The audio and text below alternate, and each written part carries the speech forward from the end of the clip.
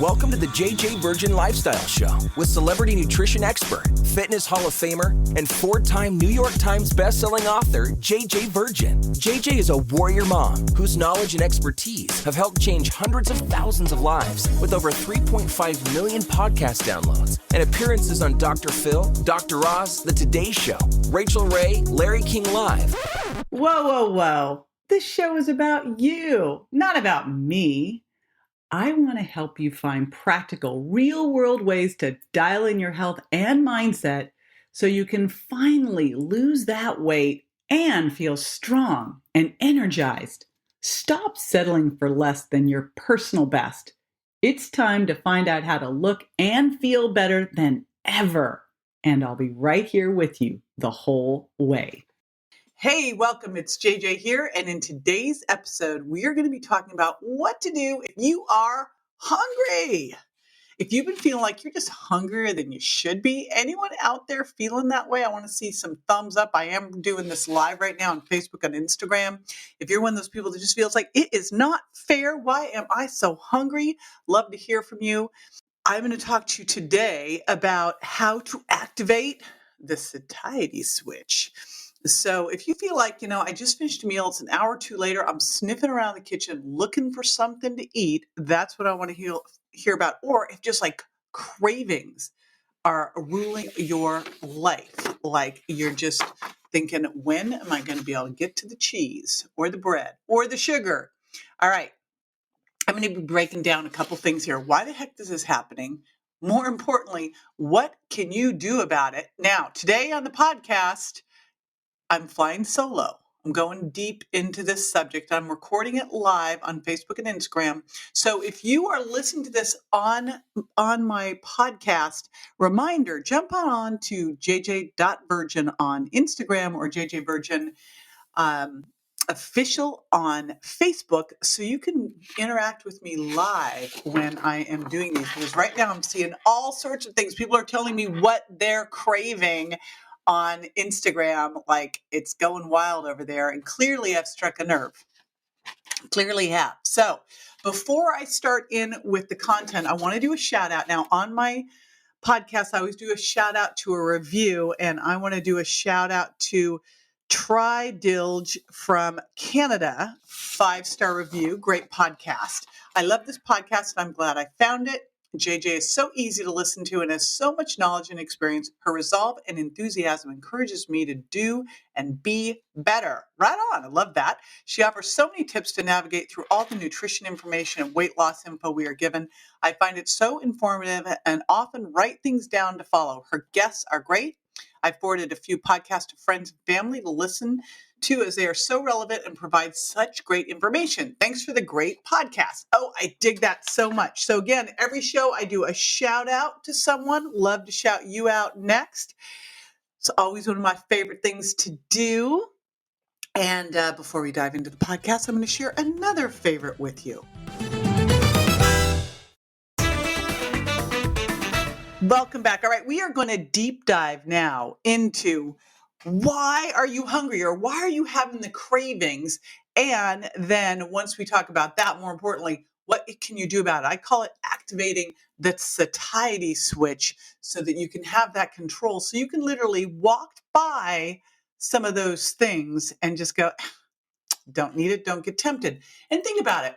When you've just eaten a really big meal, and you are really full, someone could stick your most favorite thing right in front of you and you'd almost feel a little nauseous. So that's what we want to get to, is this feeling where these foods just don't control you. So let's start with, why the heck are you so hungry? Why are you so hungry?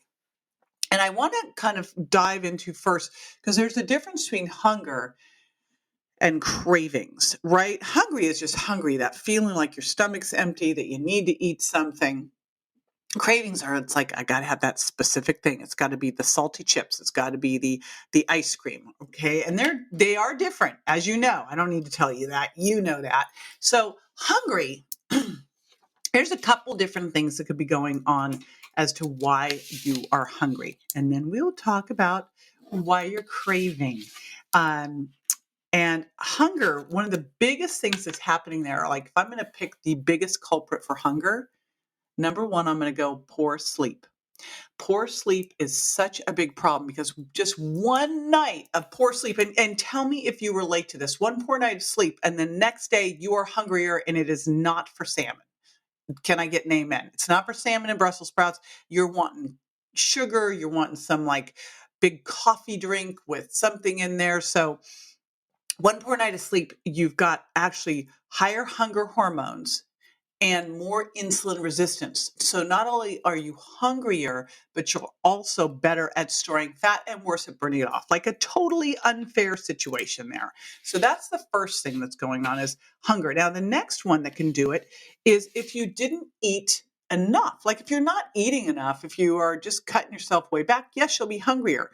Now, one of the things with hunger that's really important is that hunger is a wave that comes through and then it will go away. So one of the most important things we're going to talk about is what to do when you get hungry and not to eat right away, because being a little hungry, hunger equals younger. It's actually good for you.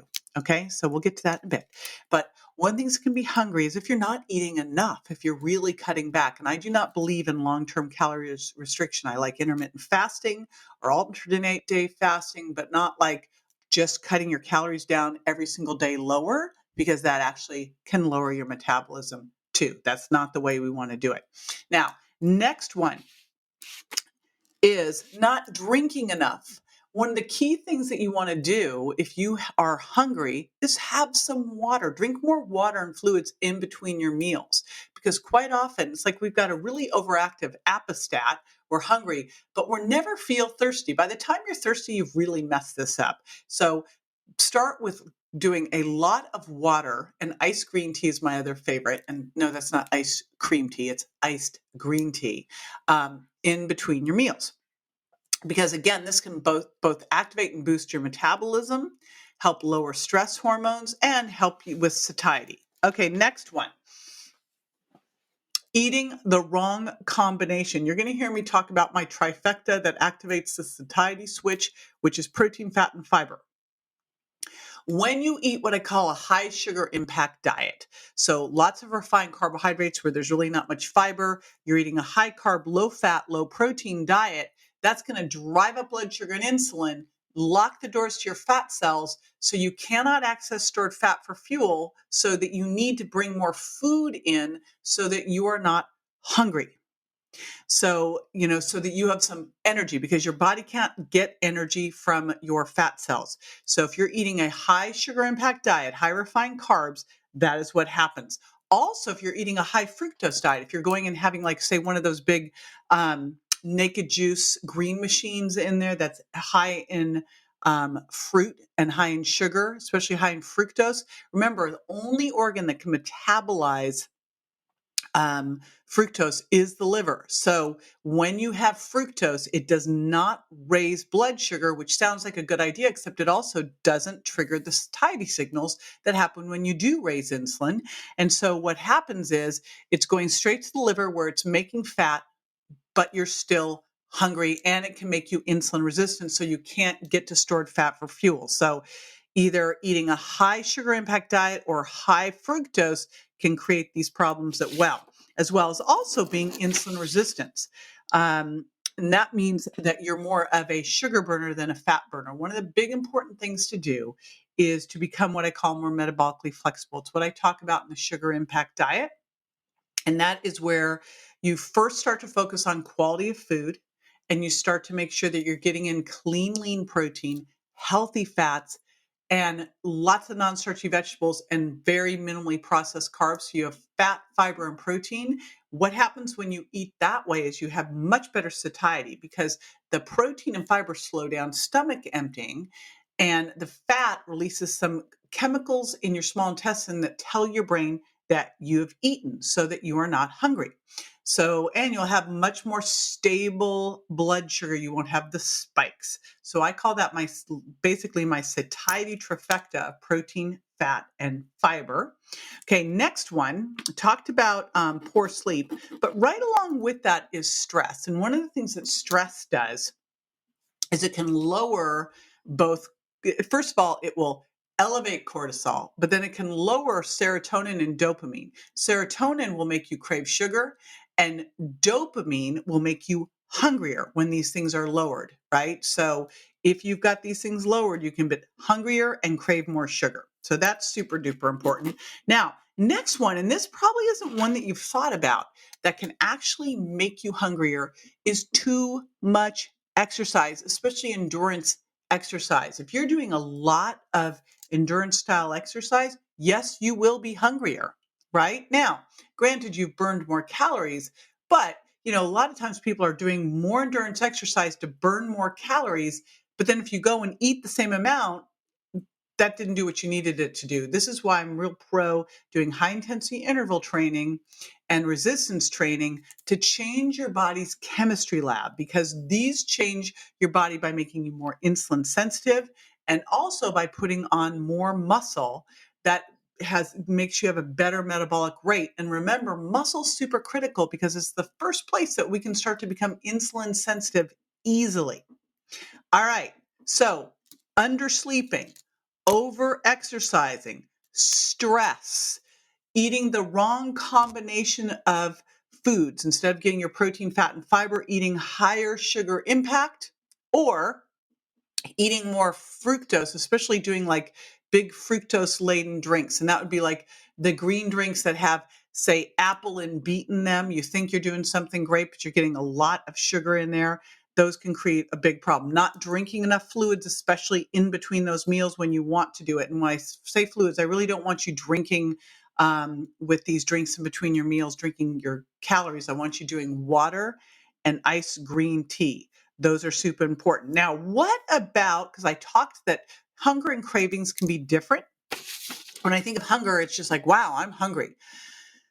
Cravings are different because cravings are cravings for a specific thing. And this is where I find that food intolerances really come into play, and sugar. Sugar, gluten, dairy actually all have a drug-like effect on your brain. And so, like, I have never had anyone ever in my 30 plus years of doing this tell me they craved Brussels sprouts, broccoli, any of that stuff. They generally crave carbohydrates. They, especially something sugary, crunchy, carby, cheesy, right? And that is because of this drug-like effect on your brain. And what I found, of course, is the foods that we tend to become intolerant to the most, which are gluten and dairy, and because of sugar, those happen, are when we're intolerant to a food, we tend to crave the very food that hurts us. So if you're listening to this going, I cannot give up my cheese, go grab the Virgin Diet book, or you can go to jjvirgin.com/challenge. Now, if you're listening to the podcast, I will make sure that's the right link. And in the podcast link for this will be jjvirgin.com/satiety switch. That will be the podcast link.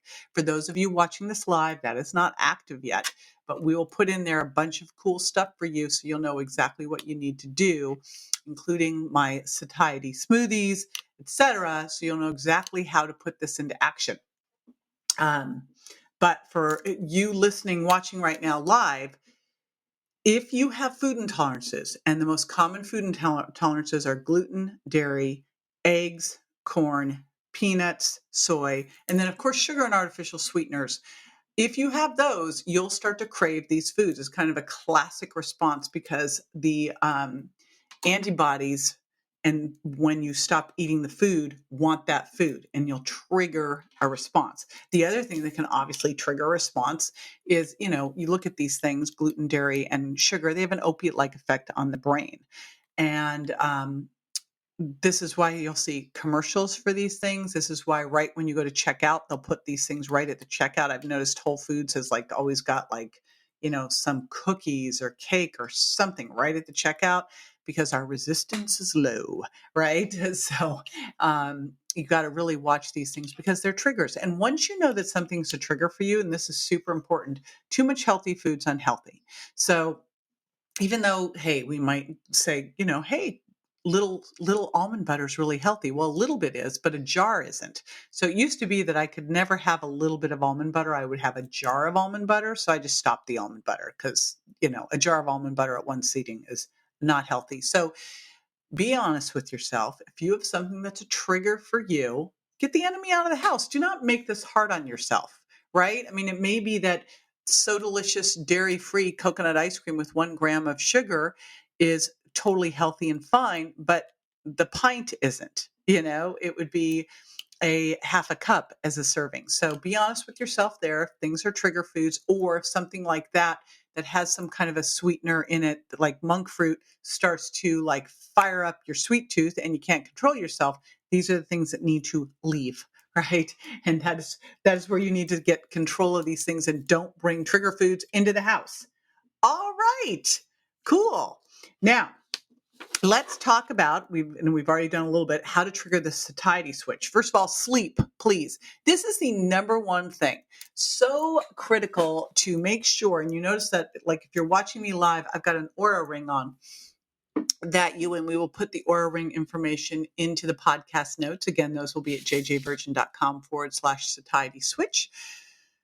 Really important. What you measure and monitor, you can improve. That's why I'm so big on diet journals, because if you are hungry, you can look back and go, did I eat wrong at my last meal? Did I get my protein and fat and fiber in from my satiety trifecta? Or did I blow it and eat too much processed food or too much fructose, not enough fiber, not enough healthy fats and protein? But the other one is sleep. And again, one poor night of sleep. The other thing is to watch your alcohol. Now, I do find, shout out to my buddies over there at Dry Farm Wines. I do find when I do Dry Farm Wines, I go to anything else, I'm a train wreck, and alcohol can create some rebound hunger the next day. So be aware of that, watch that, and see if that is true for you. And again, I find I'm fine if I stick with my Dry Farm. So, Dry Farm Wines, I know you sent me some to my new home in Tampa, but I'm almost out. Help. All right. So sleep, become metabolically flexible. Again, I talk about that in the sugar impact diet, what you need to do to move from being a sugar burner to a fat burner. The first thing starts by eating from that trifecta, protein, fat, and fiber, and improving your food quality. And figure out your food intolerances so you don't have those triggers that you have. And once you know your triggers, like here's another trigger for me. I like true confessions here. Salted popcorn. Now, it's a high food intolerance food anyway. Corn's a rotten food, let's be honest. One of the most genetically modified crops out there, massively starchy, hijacks your blood sugar. But beyond that, it is the worst trigger food for me, like crazy. I used to pop it in coconut oil and put some grass-fed ghee and salt on it. No, I cannot have it anywhere near me. That is just like, I can't. So know your trigger foods. And then one of the other important things is to, again, become more insulin sensitive and watch if some of the things you're doing on a regular basis are making you hungrier, like skipping sleep, being more stressed, or doing loads of endurance training, high intensity interval training, resistance training. They're going to be better for you there for getting your metabolism boosted all throughout the day by having more muscle, getting you more insulin sensitive, and not making you hungrier because you've been doing loads and loads and loads of exercise. All right, now, after the break, I'm going to be answering some of the questions that have shown up here on Facebook. And I'm also, more importantly, I'm going to jump in and I'm going to go back over and share my top takeaways of what I want you to do right now. All right, so going on a break, and then we will come in and go through your top takeaways. Welcome back. So what I would love to talk about, because I missed it in the last part, was the statement that my buddy Dr. Joel Kahn said. I was actually standing at an event with him and Dr. Jeff Bland, and Joel whips out this hunger equals younger, and I'm like, that is so good. And it is because we know that when you add in intermittent fasting and fasting, not long-term, do not long-term do calorie deprivation. It just slows down your metabolism. It's been proven. But what you want to do is cycling calories. So you get yourself, like, you do the sugar impact diet, you do the virgin diet, you figure out where you should fall in terms of how many carbs you should eat, and you really figure out the quality of food and like how to unprocess your diet of carbohydrates. Then with virgin diet, you figure out your food intolerances and you get yourself into your steady state of eating. And then you rotate in some intermittent fasting and ideally rotate in some, 24-hour fasting. So, and within that, what you've got to reframe is how it feels to be hungry. This is why we want to make sure you first got food quality, then you've got that protein, fat, and fiber trifecta. You're increasing your fluid intake. You start that intermittent fasting of, getting your first, you've got a good 12-hour overnight fast. This is just how we should eat. Then you extend it to 14 hours. Then you start doing your 16-hour overnight fasts, ideally 2 days a week on that. And then you start throwing in a 24-hour fast. And remember, that could be a 24-hour fast could be from lunch one day to lunch the next day, right? It's 24 hours.